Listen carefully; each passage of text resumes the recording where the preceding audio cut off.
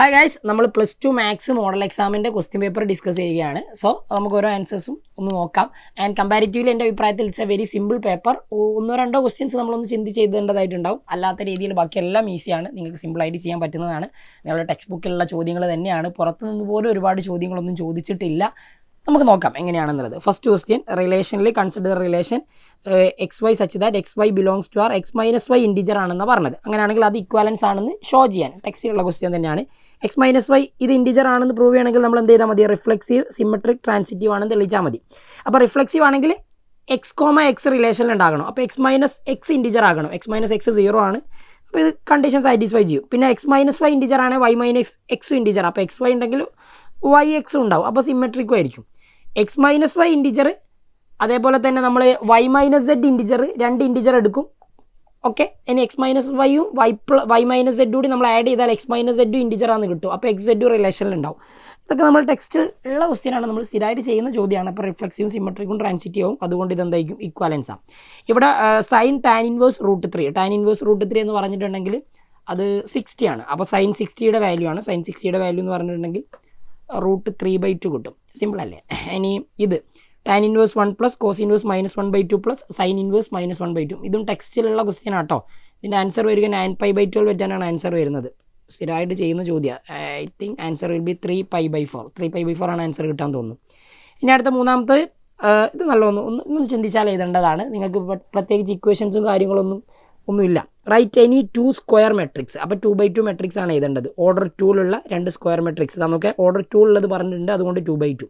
A and B such that എയും ബിയും not equal to 0, അതായത് 0 മെട്രിക്സ് ആവരുത്, ബട്ട് എ ബി 0 ആകണം. അപ്പോൾ നിങ്ങൾ ഏറ്റവും സിമ്പിളായിട്ട് ഏതെങ്കിലും മെട്രിക്സ് നിങ്ങൾ എഴുതിയിട്ട് അത് രണ്ടും എന്തായാൽ മതി? ഒരു എ ഞാനിവിടെ എടുക്കുന്നുണ്ട്, ബി ഞാൻ ഏതെങ്കിലും ഒരു എലമെൻറ്റ് മാത്രം ഞാൻ 0 0 1 0 ഇതെടുത്തു. ഇതൊന്ന് മൾട്ടിപ്ലൈ ചെയ്ത് നോക്ക്. 1 0 0 1, ഓക്കെ 0 കിട്ടും. 1 0 0 0, ഓക്കെ 1 0 കിട്ടും. ഇതും 0 കിട്ടും. ഓക്കെ, ഇതും 0 കിട്ടും. അപ്പോൾ പ്രശ്നമല്ല. എയും ബിയും നിങ്ങൾക്ക് ഇങ്ങനെ രണ്ട് മെട്രിക്സ് ചൂസ് ചെയ്താൽ മതി. അതായത് രണ്ടും കൂടി മൾട്ടിപ്ലൈ ചെയ്താൽ 0 കിട്ടണം. അത് നിങ്ങൾ ഐഡിയക്ക് അനുസരിച്ച് ചെയ്യാവുന്നതാണ്. ആൻഡ് അടുത്തത് എയും ഐയും തന്നിട്ടുണ്ട്.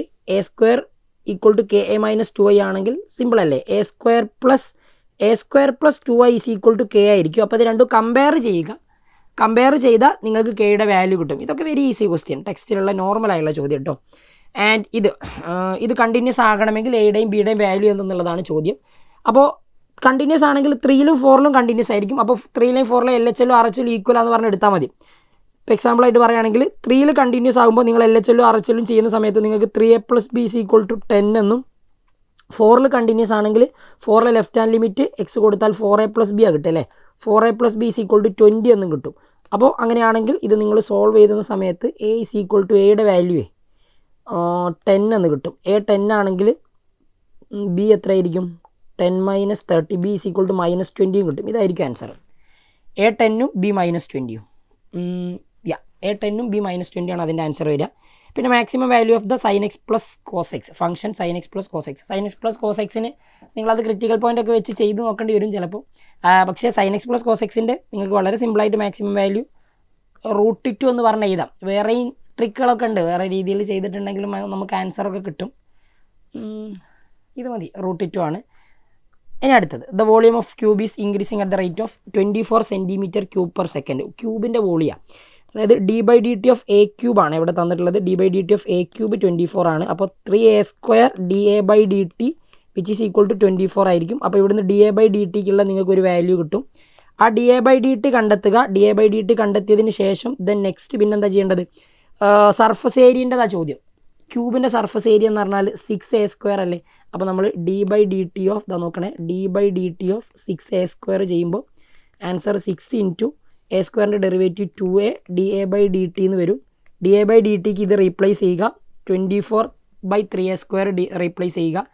എ എഡ്ജ് 6 ആകുമ്പോഴതാ പറഞ്ഞത്. അപ്പോൾ അത് റീപ്ലേസ് ചെയ്തിട്ടുണ്ടെങ്കിൽ നിങ്ങൾക്ക് സർഫസ് ഏരിയൻ്റെ റേറ്റ് ഓഫ് ചേഞ്ച് കിട്ടി. Very simple question. അടുത്തത് sin raised to 7x -π/2 to π/2 ആണ്. പ്രോപ്പർട്ടി വെച്ചിട്ട് ചെയ്യേണ്ടതാണ് കേട്ടോ, കൂടുതലായിട്ട് ആലോചിക്കൊന്നും വേണ്ട. -a to a f(x) dx ആണെങ്കിൽ ഇതൊരു ഓഡ് ഫംഗ്ഷൻ ആണ്. ഓഡ് ഫംഗ്ഷൻ ആയിരിക്കും നിങ്ങൾക്കത് ചെയ്ത് നോക്കുന്ന സമയത്ത്. അതായത് f of -x - f of x ആയിരിക്കും. അങ്ങനെയാണെങ്കിൽ ഇതിൻ്റെ ആൻസർ 0 ആണ് വരിക. ഓക്കെ, രണ്ടാമത്തത് 4x - 10 √(x - 2 × x - 3). കുറച്ച് ചെയ്യാനുണ്ടാവും. പക്ഷേ ടെക്സ്റ്റിലുള്ള ടൈപ്പ് ചോദ്യം തന്നെയാണ്, ബുദ്ധിമുട്ടാക്കാൻ പറ്റുന്ന ഒരു ചോദ്യമൊന്നുമല്ല. 4x - 10 divided by x - 2 into x - 3 ഒന്ന് മൾട്ടിപ്ലൈ ചെയ്താൽ x² -2x -5x വരും +6. ഓക്കെ, നിങ്ങൾ എന്താ ചെയ്യുക, ന്യൂമറേറ്റർ ഈസ് ഈക്വൽ ടു, അതായത് 4x - 10 is equal to a into derivative of denominator നമ്മൾ എഴുതുമ്പോൾ x² - 5x + 6ൻ്റെ ഡെറിവേറ്റീവ് എഴുതും. അപ്പോൾ അത് നിങ്ങൾ ഇങ്ങനെയല്ലേ എഴുതുക, 2x - 5 + b.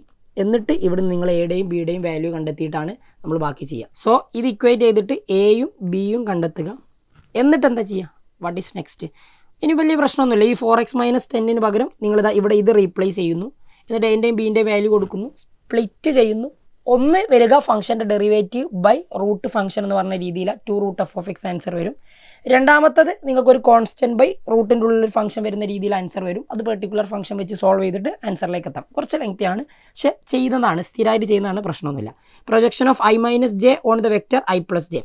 പ്രൊജക്ഷൻ ഇവിടെ a.b ചെയ്യുന്ന സമയത്ത് തന്നെ a.b ബൈ മാഗ്നിറ്റ്യൂഡ് b ആണല്ലോ. അപ്പോൾ a.b ചെയ്യുന്ന സമയത്ത് തന്നെ 1 + -1 അത് 0 കിട്ടും. അപ്പോൾ അതുകൊണ്ട് പ്രൊജക്ഷൻ എന്തായാലും 0 ആയിരിക്കും. മാഗ്നിറ്റ്യൂഡ് ബി കാണേണ്ട ആവശ്യമൊന്നുമില്ല.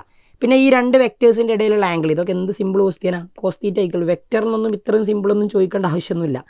a.b മാഗ്നിറ്റ്യൂഡ് ബി ചെയ്തിട്ടുണ്ടെങ്കിൽ ഈസി ആയിട്ട് ആൻസർ കിട്ടും. അതൊക്കെ ഈസി ആട്ടോ. P of A, P of B, P of A union B തന്നിട്ടുണ്ട്. P of A given B ആണ് ചോദ്യം. അപ്പോൾ A given B കണ്ടെത്തണമെങ്കിൽ A intersection B വേണം. അപ്പോൾ നിങ്ങൾ ഇത് മൂന്നും വെച്ചിട്ട് ആക്ച്വലി ആദ്യം ആരെ കണ്ടെത്തുക, A intersection B കണ്ടെത്തുക. A intersection B എന്ന് പറഞ്ഞിട്ടുണ്ടെങ്കിൽ P of A union B which is equal to P of A plus P of B minus P of A intersection B. അപ്പോൾ P of A intersection B എന്ന് പറഞ്ഞാൽ P of A plus P of B. AU എൻപതും 16 -8 അല്ലേ, 16 - 8 8/13 വരും. ഏത് P of A intersection B. A intersection B 8/13 കിട്ടും. ഇവിടെ 8/13 കിട്ടിയിട്ടുണ്ടെങ്കിൽ പിന്നെ നിങ്ങൾക്ക് A union B A intersection B same ആണ് ആക്ച്വലി ഇവിടെ. വാവ്. അപ്പോൾ P of A given B എഴുതുന്ന സമയത്ത് P of A intersection B 8/13 divided by P of B. P of B എന്ന് പറഞ്ഞാൽ 9/13. അപ്പോൾ 8/9 ആയിരിക്കും ഇതിൻ്റെ ആൻസർ വരും കേട്ടോ. ഇവിടുത്തെ കേസിൽ P of A intersection B A union B same ആണ്. എന്തുകൊണ്ടാണ് അങ്ങനെ വന്നതെന്ന് അറിയില്ല. What ever it is, A union ബിയും A intersection ബിയും ഇവിടെ സെയിം ആയിട്ടാണ് തന്നിട്ടുള്ളത്. അപ്പം അങ്ങനെ വരാൻ പറ്റില്ല എന്നൊന്നുമില്ല കേട്ടോ, ജസ്റ്റ് പറഞ്ഞതേ ഉള്ളൂ. അപ്പോൾ നിങ്ങൾക്ക് ഇവിടുന്ന് ആക്ച്വലി ആരുടെ ആൻസർ പ്രോപ്പറായിട്ട് കിട്ടും, P of A intersection ബിയുടെ ആൻസർ കിട്ടും. അത് വെച്ചിട്ട് നിങ്ങൾ എന്ത് ചെയ്യുക, നിങ്ങളുടെ A intersection B കണ്ടെത്തിയിട്ട് A given ബിയും കണ്ടെത്തിയാൽ മതി. ഈസിയാണ്. 8/9 ആണ് ആൻസർ വരുന്നത്. നിങ്ങൾ നോക്കട്ടോ. അടുത്തത് എയും ബിയും ഇൻഡിപെൻഡൻറ്റ് ഇവൻറ്റുകളാണ്. P of Aയും P of Bയും തന്നിട്ടുണ്ട്. P of A union B. P of A union B ചെയ്യുന്ന സമയത്ത് P of A plus P of B minus P of A intersection B. Independent ആണെന്ന് പറഞ്ഞിട്ടുള്ളത് കൊണ്ട് P of A intersection Bനെ നിങ്ങൾക്ക് ഇവിടെ എങ്ങനെ എഴുതാം, P of A into P of B എന്ന് പറഞ്ഞിട്ട് എഴുതാം. അതായത് P of A intersection B 1/35 ആയിരിക്കും വരിക. അത് വെച്ച് നിങ്ങൾ ചെയ്ത് നോക്കുക. എന്നിട്ട് P of A union B കാണുക. എനിക്ക് തോന്നുന്നു ഈ question P of A intersection B അല്ല, ഇത് യൂസ് ചെയ്ത കുട്ടിക്ക് ഇവിടെ ഒരു മാർക്ക് ഇട്ട് ഞാൻ കാണുന്നുണ്ട്, അങ്ങനെയാണെന്നാണ് തോന്നുന്നത്. അപ്പോൾ P of A intersection B ഡാഷാണ്. P of A intersection B dash എന്ന് പറഞ്ഞാൽ നിങ്ങൾക്ക് രണ്ട് രീതിയിൽ എഴുതാം. ഒന്നെങ്കിൽ A intersection B ഡാഷ് എന്ന് പറഞ്ഞാൽ എന്താ, A minus A intersection B. അതായത് P of A minus A intersection B ആണിത്. അപ്പോൾ ഇത് നിങ്ങൾക്ക് സിമ്പിളായിട്ട് P of A minus P of A intersection B എന്ന് പറഞ്ഞിട്ട് എഴുതിയാൽ മതി. ദെൻ ഇവിടെ നിന്ന് നിങ്ങൾക്ക് ബാക്കി കണ്ടെത്താവുന്നതേ ഉള്ളൂ. P of A intersection B ഇവിടെ തൊട്ട് മുമ്പ് കിട്ടിയിട്ടുണ്ടാവും, റിസ്ക് ഇല്ല കേട്ടോ. അടുത്തത് 9ാമത്തെ reflexive relation defined on set ABC. ABCയിൽ ഡിഫൈൻ ചെയ്തിട്ടുള്ള ഒരു റിഫ്ലെക്സീവ് റിലേഷൻ ഇതന്നെ അല്ലേ പറഞ്ഞത്, AA BB CC. ഇത് മൂന്നുണ്ടായ പോരെ. അപ്പോൾ നമ്മൾ ഒരു റിഫ്ലെക്സീവ് റിലേഷൻ എഴുതി, simple. Consider the real valued function f(x) തന്നിട്ടുണ്ട്. ഫ്രം എവിടെ നിന്ന് എങ്ങോട്ടാണെന്ന് പറഞ്ഞിട്ടുണ്ട്. Prove that f is 1 1 and on 2. ഇതൊക്കെ സിമ്പിളാണ്. 1 1 ആണെന്ന് പ്രൂവ് ചെയ്യണമെങ്കിൽ f(x1) is equal to f(x2). ഇതൊക്കെ ടെക്സ്റ്റിലുള്ള ക്വസ്റ്റ്യൻ ആട്ടോ. x1 is equal to x2 എന്ന് കിട്ടും നിങ്ങൾക്ക്. ആൻഡ് ഓൺ 2 ആണെന്ന് പ്രൂവ് ചെയ്യുന്ന സമയത്ത് റേഞ്ചും കോഡൊമെയിനും ഈക്വൽ ആണെന്ന് കിട്ടും. ആ ഈക്വൽ ആണെന്ന് കിട്ടുന്നതേ ഒറ്റ കാര്യമുണ്ട്, ഇതായിരിക്കും വരിക. r-1 ആണ് റേഞ്ചും കോഡൊമെയിനും കിട്ടുക. അപ്പോൾ ഈക്വൽ ആണെന്ന് നിങ്ങൾക്ക് സിമ്പിളായിട്ട് പറയുകയും ചെയ്യാം. So no problem. ഇനി അടുത്തത് എയും ബിയും രണ്ട് മെട്രിക്സ് ആണ് സെയിം ഓർഡറിലുള്ള. Which one of the following is false എന്ന് പറഞ്ഞത്. ഏതാണ് ഇതിൽ ഫോൾസ് ആയിട്ടുള്ളത്? ഇത് ട്രൂ ആണ്. AB ട്രാൻസ്പോസ് ഇതാ ട്രൂ, ഫോൾസ് വരിക. AB ട്രാൻസ്പോസ് എന്ന് പറഞ്ഞാൽ B ട്രാൻസ്പോസ് ഇൻറ്റു A ട്രാൻസ്പോസാണ്. അപ്പോൾ അത് ഫോൾസാണ്. ബാക്കിയുള്ളതൊക്കെ ട്രൂ ആണ്. x + y x - y തന്നിട്ടുണ്ട്. എക്സും വൈയും ചോദിച്ചത്. എന്ത് സിമ്പിളാണ് അതൊക്കെ. x + y x - y ഇത് രണ്ടും അങ്ങ് സോൾവ് ചെയ്ത് നോക്ക്. രണ്ട് മെട്രിക്സ് ഇവിടെ ചെയ്താൽ ഒന്നെങ്കിൽ ആഡ് ചെയ്യാം അല്ലെങ്കിൽ സബ്ട്രാക്ട് ചെയ്യാം. എക്സും കിട്ടും വൈയും കിട്ടും. ഇനി rate of change of volume of sphere with respect to radius when radius is 1 unit, അതായത് d/dr of 4/3 pi r cube ആണ് ചോദ്യം. വിത്ത് റെസ്പെക്ട് ടു ആർ തന്നെയല്ലേ, അപ്പോൾ 4/3 പൈ കോൺസ്റ്റൻറ്റ് ആർ ക്യൂബിനെ ഡിഫറൻഷ്യേറ്റ് ചെയ്താൽ 3r², 3യും 3യും കട്ട് ചെയ്ത് പോയി, റേഡിയസ് 1 ഉള്ള സമയത്തുള്ളതല്ലേ, അപ്പോൾ 4π × 1² വരും, അതായത് 4π ആണ് ആൻസർ. ഓക്കെ, ഈ പിന്നെ x² - 4x ഇൻക്രീസിങ് ആകുന്ന ഇൻ്റർവെൽ വെറുതെ ഒരു ചോദ്യം ഇതൊക്കെ 3 മാർക്കിന് ചോദിക്കേണ്ട ഒരു ആവശ്യം പോലും ഇല്ല. f'(x) 2x - 4 ആണ്. ഇത് ഇൻക്രീസിങ് ആണെങ്കിൽ ഇത് ഗ്രേറ്റർ ദാൻ 0 ആയാൽ മതി. അപ്പോൾ 2x greater than 4, x greater than 2 ആയിരിക്കും. അതായത് ആ ഇൻ്റർവെൽ വരിക 2 to ∞ ആയിരിക്കും. 2 to ∞ ഇത് ഇൻക്രീസിങ് ആകുക. എക്സിൻ്റെ വാല്യൂ 2നേക്കാളും കൂടുതലാണെങ്കിൽ ഫംഗ്ഷൻ ഇൻക്രീസിങ് ആണ്. എന്ത് സിമ്പിൾ. എലിപ്സിൻ്റെ ഏരിയ, ഇത് പ്രോസസ്സ് ഞാൻ പറയുന്നൊന്നുമില്ല. a² 9 ആണ്, അപ്പോൾ a 3 ആയിരിക്കും. അപ്പോൾ b² 4 ആണ്, അപ്പോൾ b 2 ആയിരിക്കും. അപ്പോൾ π × 3 × 2 πab ആണ് ആൻസർ. അതുകൊണ്ട് അങ്ങനെ എഴുതിയതാണ്. 6π ആണ് ആൻസർ വരും കേട്ടോ. പിന്നെ ഇവിടെ a+b a-b കണ്ടെത്താം, അതൊന്നും നമ്മൾ പറയേണ്ട കാര്യമില്ലല്ലോ. a b ആഡ് ചെയ്യുക, a+b കിട്ടി, എയും ബിയും സബ്ട്രാക്ട് ചെയ്യുക, a നിന്ന് b സബ്ട്രാക്ട് ചെയ്യുക, a - b കിട്ടി. പക്ഷേ ഇത് find a unit vector perpendicular to both a and b. ആദ്യം വെക്റ്റർ പെർപെൻഡിക്കുലർ ടു ബോത്ത് എന്ന് പറഞ്ഞിട്ടുണ്ടെങ്കിൽ ഒബ്വിയസ്ലി അതെന്താ, a×b ആണെന്ന് നിങ്ങൾക്ക് അറിയാലോ. അപ്പോൾ നിങ്ങൾ ആദ്യം ചെയ്യേണ്ടത് a+b യും a - b യും ക്രോസ് എടുക്കുക. ഓക്കെ, ഇനി ഇതാണ് നിങ്ങൾക്ക് കിട്ടുന്ന a+b ക്കും a - b ക്കും പെർപെൻഡിക്കുലർ ആയുള്ള വെക്റ്റർ എന്ന് പറഞ്ഞാൽ ഇതിൻ്റെ അതേ ഡയറക്ഷനിലുള്ള യൂണിറ്റ് വെക്റ്റർ എന്ന് പറഞ്ഞിട്ടുണ്ടെങ്കിൽ സിമ്പിളാണ്. ഈ വെക്റ്റർ ഡിവൈഡഡ് ബൈ ആ വെക്റ്ററിൻ്റെ മാഗ്നിറ്റ്യൂഡ് അങ്ങ് ചെയ്താൽ മതി. ആരുടെ a+b × a - b എന്ന് പറയുന്ന വെക്റ്ററിൻ്റെ മാഗ്നിറ്റ്യൂഡ് ചെയ്താൽ മതി. ഇങ്ങനെ ഇക്വേഷൻ എഴുതേണ്ട ആവശ്യമൊന്നുമില്ല. കറക്റ്റ് അറിയുന്ന ആൾക്കാർക്ക് ഈസി ആയിട്ട് ചെയ്യാൻ പറ്റുന്നതാണ്, ബുദ്ധിമുട്ടില്ലാത്ത ചോദ്യം. Direction cosines of the vector i+j+k ആണ്. അപ്പോൾ മാഗ്നിറ്റ്യൂഡ് എടുത്താൽ √3 അല്ലേ കിട്ടുക. അപ്പോൾ 1/√3 1/√3 1/√3 ഇതാണ് ഡയറക്ഷൻ കൊസൈൻസ് വരിക. ആൻഡ് അടുത്തത് വെക്റ്റർ ഇക്വേഷൻ ഓഫ് വെക്റ്റർ ഇക്വേഷനും കാർട്ടീഷ്യൻ ഇക്വേഷനും ചോദിച്ചിട്ടുണ്ട്. Line passing through the point 1 2 3 parallel to the vector. Vector equation r = a + λb. എന്താ വരിക, പാസ് ചെയ്യുന്ന പോയിന്റിൻ്റെ position vector i+2j+3k plus λ × b എന്താ, parallel vector 3i + 2j - 2k അല്ലേ. ആൻഡ് കാർട്ടീഷ്യൻ ഇക്വേഷൻ എഴുതുന്ന സമയത്ത് x - x1 1 അല്ലേ, x - 1 divided by 3, y - 2 divided by 2, z - 3 അല്ലേ ഡിവൈഡഡ് ബൈ -2. ഇതാണ് അടുത്തത് വരിക. Ready. And probability of solving problem independently by, ഇത് ഒരു ഇൻഡിപെൻഡൻ്റ് ആയിട്ടുള്ളൊരു കണക്ഷൻ, ബേസ് തിയറം പോലും ചോദിച്ചിട്ടില്ല. പക്ഷേ ഇത് അത്യാവശ്യം നല്ല ചോദ്യമാണ്. എയും ബിയും തന്നിട്ടുണ്ട്. ഇനി പ്രോബ്ലം സോൾവ് ചെയ്യാനുള്ള പ്രോബിലിറ്റി എന്ന് പറഞ്ഞാൽ probability of a union b ആണിത്. പ്രോബ്ലം സോൾവ് ആകുക എന്നുള്ളത് ഒന്നെങ്കിൽ a ആൽ സോൾവ് ചെയ്യപ്പെടാം, അല്ലെ b ആൽ. അപ്പോൾ നിങ്ങളിത് എങ്ങനെ ചെയ്യുക, p(a) + p(b) - p(a)∩b വെച്ചിട്ട് ചെയ്യുക. ആൻഡ് ഇവിടെ ഇൻഡിപെൻഡൻ്റ്ലി എന്ന് കറക്റ്റ് പറഞ്ഞിട്ടുണ്ട്. അപ്പോൾ p(a)∩b എന്തായിരിക്കും, p(a) × p(b) ആയിരിക്കും കേട്ടോ, റിസ്ക് ഇല്ല. ആൻഡ് അടുത്തത് probability of exactly one of them solve the problem എന്നാണ്. എക്സാക്ട്ലി വൺ ഓഫ് ദം എന്ന് പറഞ്ഞിട്ടുണ്ടെങ്കിൽ p(a)∩b' അല്ലെങ്കിൽ p(a'∩b. അതെങ്കിൽ ഒന്നുകിൽ a ചെയ്യണം അല്ലെങ്കിൽ b ചെയ്യണം. ഇത് നിങ്ങൾക്ക് ഇൻഡിപെൻഡൻ്റ് ആയതുകൊണ്ട് ഇതിനെ നിങ്ങൾക്ക് ഇങ്ങനെ ചെയ്യുന്നതായിരിക്കും കുറച്ചുകൂടി better. p(a) × p(b' plus p(a' × p(b). ഇങ്ങനെ ചെയ്താൽ കുറച്ചുകൂടി സിമ്പിളായിട്ട് ആൻസർ കിട്ടും. വേറെ രീതിയിലും ചെയ്യാം. ഇതാണ് ഇതിൻ്റെ ആൻസർ വരിക. എയും ബിയും തന്നിട്ടുണ്ടല്ലോ, അപ്പോൾ a' b' കണ്ടെത്താൻ ബുദ്ധിമുട്ടില്ല. ഇനി അടുത്തത് write the order and degree. ഉറപ്പാണ് dy/dx അല്ല ഇതിലുള്ളത്. അപ്പോൾ ഓർഡറും ഡിഗ്രിയും എന്ത് തന്നെയാണ്, 1ഉം 1ഉം ആണ്. ഇൻ്റഗ്രേറ്റീവ് ഫാക്ടർ എഴുതുന്ന സമയത്ത് e⁻p(dx). p എന്ന് പറഞ്ഞാൽ y-യുടെ കോയിഫിഷ്യൻറ്റ് -3 cot x അല്ലേ, അപ്പോൾ -3 cot x ഇൻ്റഗ്രേറ്റ് ചെയ്യണം അല്ലേ. അപ്പോൾ -3 cot x dx, cot x-ൻ്റെത് log mod sin x. അപ്പോൾ log sin x -3 എന്ന് വരും. ഈ ലോഗും കട്ട് ചെയ്തു. അപ്പോൾ 1/sin³ x ആണ് ഇൻ്റഗ്രേറ്റിംഗ് ഫാക്ടർ കിട്ടുക. ഇൻ്റഗ്രേറ്റീവ് ഫാക്ടർ കിട്ടി. General solution, find the general solution when y = 2 and x = π/2. അതിൽ ചെറിയൊരു പ്രശ്നമുണ്ട്. x π/2 y 2 ആണെങ്കിൽ അതിന് ജനറൽ സൊല്യൂഷൻ എന്നല്ല നമ്മൾ പറയുക, പെർട്ടിക്കുലർ സൊല്യൂഷൻ എന്നാണ്. ഓക്കെ, അവർ ഉദ്ദേശിച്ചത് അതാണ്. അപ്പോൾ ജനറൽ സൊല്യൂഷൻ എന്തായാലും കണ്ടിട്ടേ പെർട്ടിക്കുലർ സൊല്യൂഷൻ കണ്ടെത്താൻ പറ്റും. ഇതിലൊന്നും ക്വസ്റ്റ്യനിലൊരു മിസ്റ്റേക്ക് ഉണ്ടെന്നൊന്നും നമുക്ക് പറയാനൊന്നും പറ്റുന്നില്ല. അപ്പം നിങ്ങൾക്കത് ചെയ്യാൻ പറ്റുന്നതേ ഉള്ളൂ. y × integrating factor = integral of q × integrating factor dx. ഇതൊക്കെ ആൻസർ കിട്ടും കേട്ടോ, ഈസിലി ആൻസർ കിട്ടും. ഇൻ്റഗ്രേറ്റീവ് ഫാക്ടർ 1/sin³ x ആണ്, മറ്റേത് sin 2x. sin 2x-നെ 2sin x cos x എന്ന് പറഞ്ഞ് എഴുതേണ്ടി വരും. ഒരു sin x-ഉം താഴെ ഒരു sin x-ഉം ക്യാൻസൽ ചെയ്യേണ്ടി വരും. 2 കോൺസ്റ്റൻറ്റ് പുറത്ത് cos x/sin² x വരും. അതായത് cos x/sin x cot x-ഉം 1/sin x cosec x-ഉം. cosec x cot x ആണ് റൈറ്റ് സൈഡിൽ ഇൻ്റഗ്രേറ്റ് ചെയ്യാൻ വരിക. cosec x cot x-ൻ്റെ ഇൻ്റഗ്രലൊക്കെ അറിയാലോ. അത് വെച്ചിട്ട് എഴുതിയിട്ട് നിങ്ങൾക്ക് ലാസ്റ്റ് ആ ആൻസറിലേക്ക് നിങ്ങൾ എന്ത് ചെയ്യണം, എക്സിന് പകരം π/2 വൈക്ക് പകരം 2 കൊടുത്തിട്ട് സീൻ്റെ വാല്യൂ കണ്ടിട്ട് ഒന്നുകൂടി സൊല്യൂഷൻ ചെയ്താൽ സിമ്പിൾ. പിന്നെ matrix method X equal to B, ഇതൊന്നും നമ്മൾ പറയേണ്ട ആവശ്യമില്ല, എന്നാലും ജസ്റ്റ് എ ഒന്ന് പറഞ്ഞേക്കാം. 1 - 1 2 എക്സിൻ്റെതില്ല, അപ്പോൾ 0 2 - 3 അതൊക്കെ ചിലപ്പോൾ കുറേ ആൾക്കാർ തെറ്റിക്കും, അതുകൊണ്ടാണ് അതൊക്കെ ശ്രദ്ധിക്കണം നിങ്ങൾ.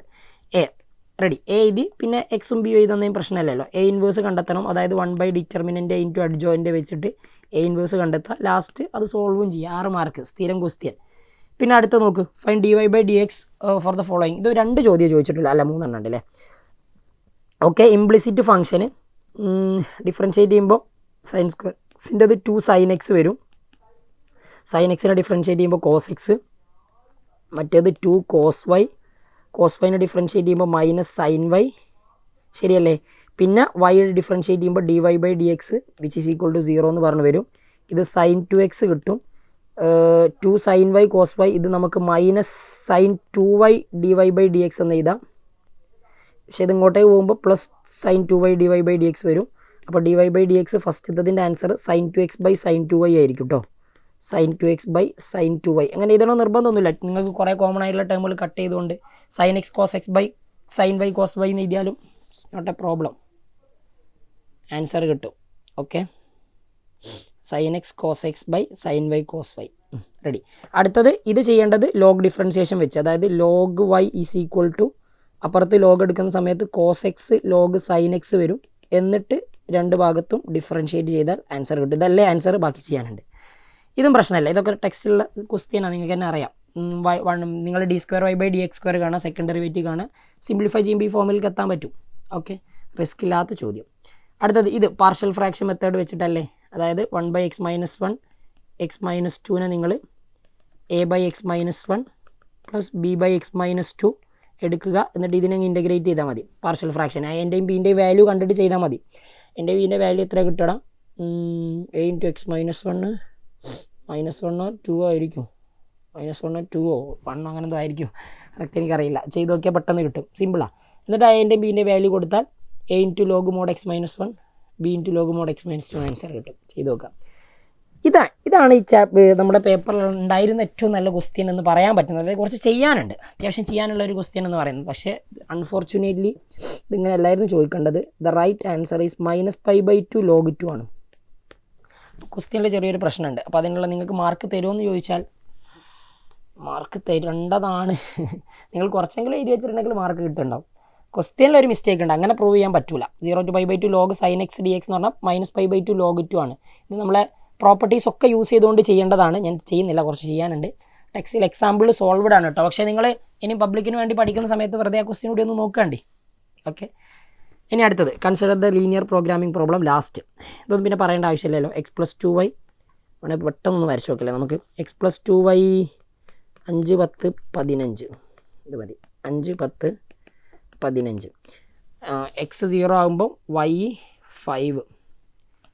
5, മറ്റേത് x 10. ഒരു ലൈൻ ഇങ്ങനെ വരും. പിന്നെ x 0 ആകുമ്പോൾ y 15, y 0 ആകുമ്പോൾ x 5, ഒരു ലൈന് ഇങ്ങനെയും വരും അല്ലേ. ഓക്കെ, ഫീസിബിൾ റീജിയൻ രണ്ടിൻ്റെതും നമ്മൾ കൺസിഡർ ചെയ്തിട്ടുണ്ടെങ്കിൽ ഓക്കെ, ഒബ്വിയസ്ലി ഷുവറാണ് ഇതായിരിക്കും ഫീസിബിൾ റീജിയൻ വരിക. അപ്പോൾ 0 5 5 0 0 0 ആൻഡ് ഈ പോയിൻ്റ് എന്താണെന്നുള്ളത് ഐഡൻറ്റിഫൈ ചെയ്താൽ മതി.